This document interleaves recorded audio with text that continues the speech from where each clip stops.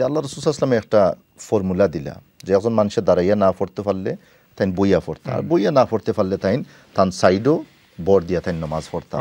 নমাজ আপনি ছাড়তে পারতা না যতক্ষণ পর্যন্ত না আপনার জ্ঞান একবার গেছে গিয়া। ওয়া'বুদ রাব্বাকা হাত্তা ইয়াতিয়াকাল ইয়াকিন, সূরা হিজরের শেষ আয়াতের মাঝে আল্লাহ কইরা যে আল্লাহর এই ইবাদত জারি রাখতে হইব আপনার শেষ মুহূর্ত পর্যন্ত।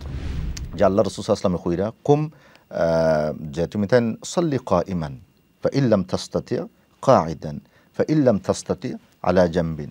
যে আল্লাহ রাসূল সাল্লাল্লাহু আলাইহি ওয়াসাল্লাম একটা ফর্মুলা দিলা যে একজন মানুষের দাঁড়াইয়া না পড়তে পারলে তাই বইয়া পড়তা, আর বইয়া না পড়তে পারলে তাই তান সাইডও বর দিয়া তাই নমাজ পড়তা। এই হাদিসটা কি বোঝা যায় যে নমাজটা হরহাল পড়তে হইব।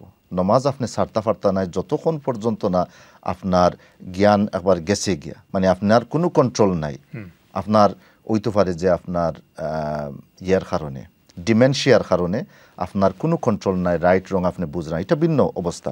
কিন্তু আপনি ফিজিক্যালি ইনকেপেবল, আপনি শারীরিকভাবে অসুস্থ, তারপরেও আপনি নমাজ আদায় করতে হইব। এর পরের অংশের মাঝে খবর হয়েছে ফাউমা বিরাসিহি আও কামা ক্বাল আলাইহিস সালাম, যে আপনি যদি তারপরেও পারেন না, আপনি আপনার মাথা দিয়ে ইশারা দিয়েও আপনি নামাজ পড়তা।